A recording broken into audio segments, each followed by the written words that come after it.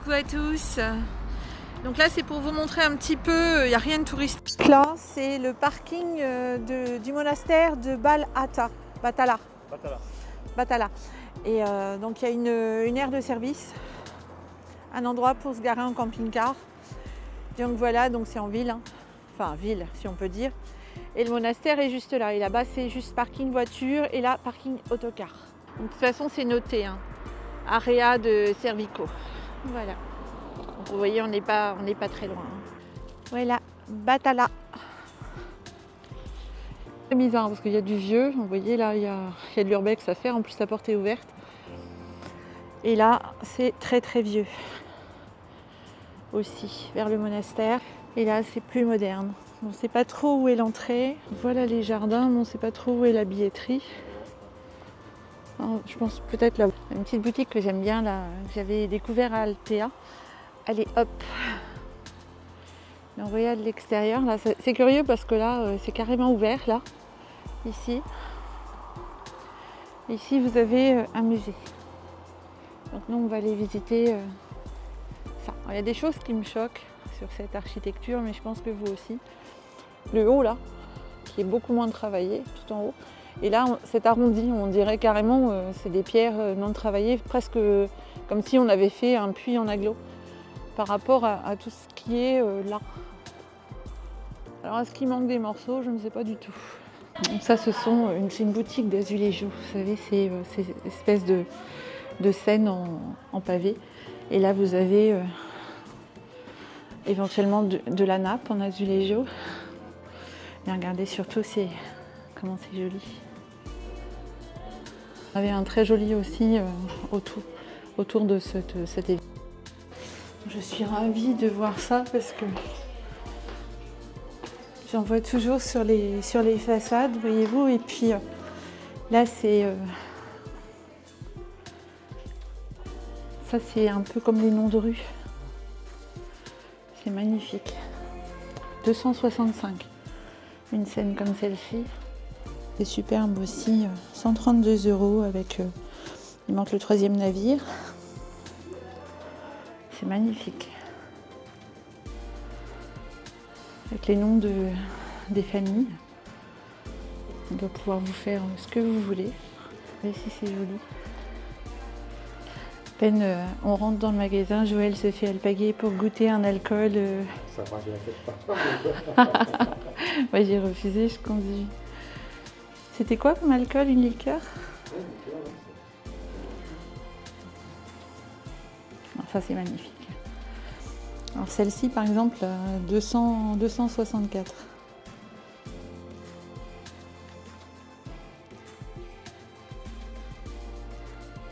Nous faire le nom de la famille.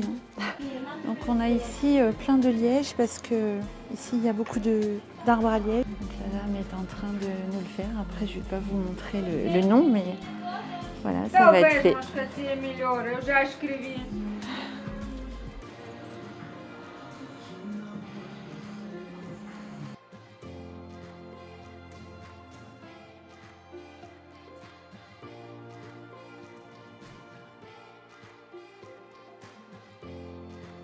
Et ici c'est fait en liège. Voilà, donc ça c'est du liège. Il y a plein de choses de fait en liège, y compris des sets de table. Donc aujourd'hui il fait un peu moins beau. On a ressorti un petit peu le gilet et Joël sa veste. Désolée pour le bruit de la tondeuse. Je trouve curieux, c'est cette partie-là qui est ouverte où il n'y a pas de grillage ou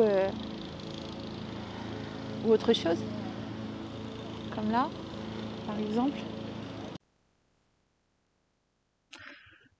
Le monastère de Batala, très imposant, se dresse sous un ciel un petit peu chargé aujourd'hui. Il a été construit pour commémorer la victoire des Portugais à la bataille d'Aljubarrota en 1385. Ce chef-d'œuvre de l'architecture gothique manuéline respire une solennité sereine et une grandeur intemporelle.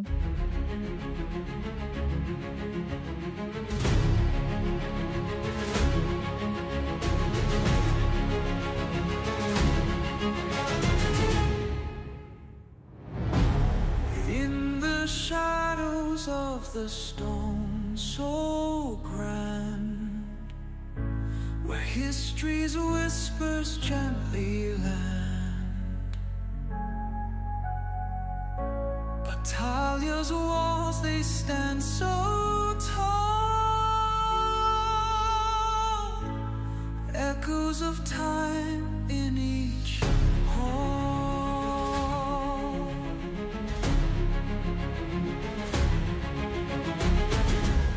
Candles flicker in the twilight's glow. Petite statue.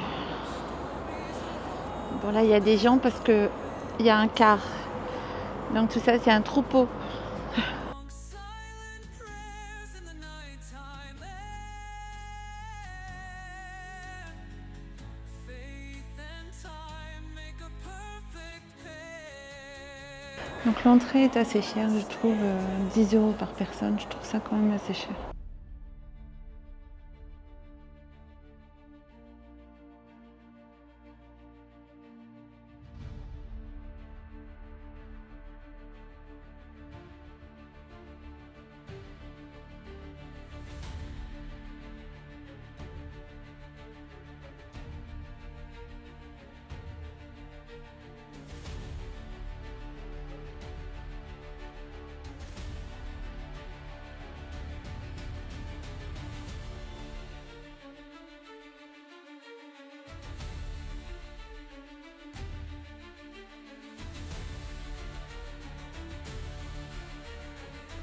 Alors j'ai jamais vu de choses aussi petites et aussi travaillées.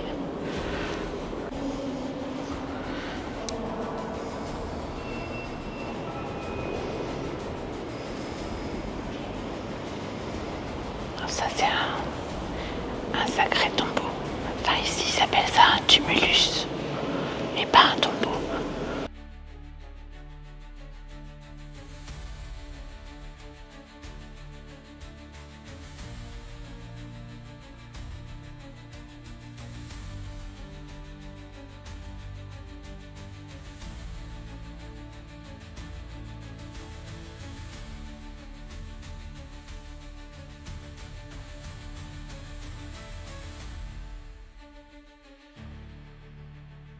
On a des immenses murs comme ça avec des vitraux. Et on a une toute petite croix accrochée. Toute petite. En bois. Il y en a sur tous les murs. On refait valider le ticket. On le fait valider 3 fois. C'est le cloître de Jao. C'est noté.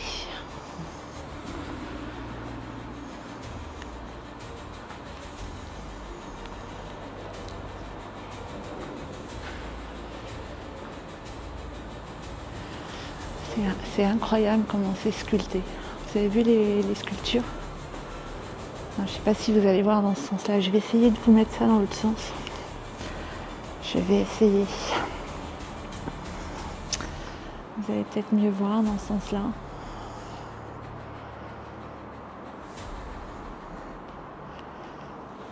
C'est incroyable. Et je vous montre celle-ci parce qu'en fait, elles sont toutes différentes. Vous voyez? Il n'y en a pas un motif identique.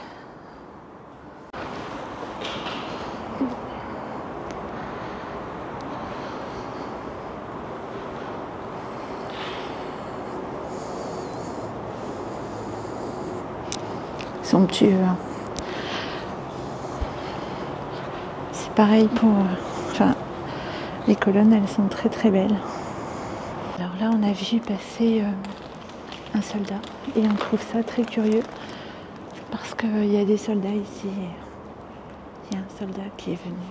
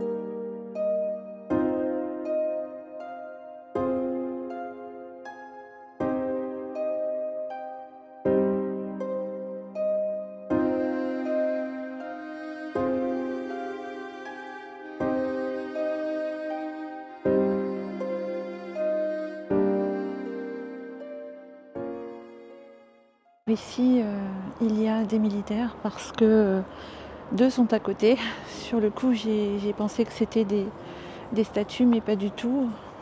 En rentrant après, je me suis aperçue que c'était des vraies personnes qui gardaient la tombe de deux soldats inconnus qui commémorent l'effort des Portugais. Ah, Oui, la Première Guerre mondiale. voilà. Alors pour les enfants, Joël voulait faire une précision. Ah bah, nous on a les deux soldats, enfin des soldats inconnus sur l'Arc de Triomphe à Paris. Et ici au Portugal, Voilà. ici à Balata. Voilà, vous avez D'accord. dans le monastère les tombes du soldat inconnu, comme sous l'Arc de Triomphe où on commémore les soldats qui sont tombés pour la France.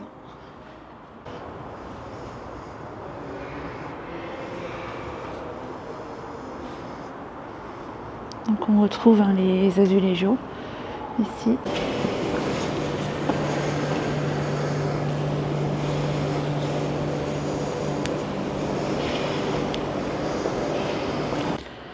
Donc là on se retrouve dans une autre promenade, un cloître beaucoup plus simple que le premier. La façon d'écrire là, des vieilles écritures, c'est pas tout récent.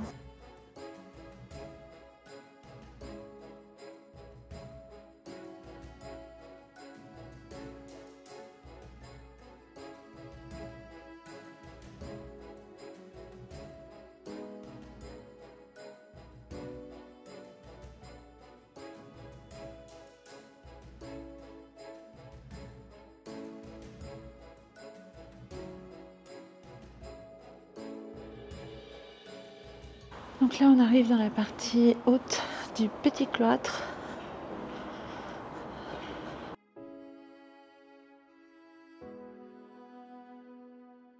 Donc j'ai ma réponse pour laquelle c'est comme ça. C'est parce que c'est la chapelle inachevée. Elle n'a jamais été terminée, cette partie-là. Voilà, ça c'est très très joli. C'est la partie inachevée. Voilà pourquoi c'est ouvert en fait. Ça n'a jamais été terminé, il devait y avoir des vitraux. Mais bon, il y a du boulot hein. Ici au niveau de la porte, c'est somptueux. Donc nous avons visité l'autre partie avec la nef qui est là. Et cette partie-là n'est pas terminée. Vous voyez ?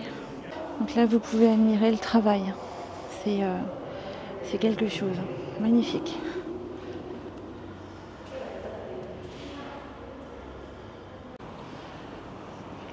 Donc voilà le haut de la chapelle inachevée.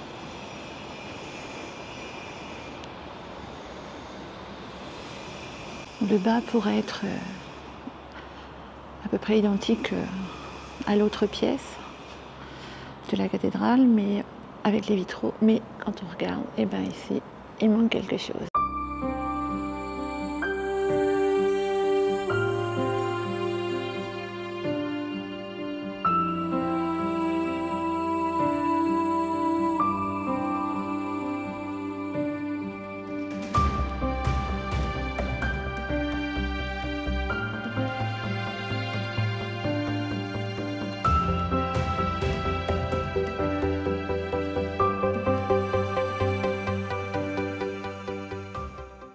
Donc pourquoi la chapelle de Batala est restée inachevée? Principalement à cause des changements politiques et des priorités royales.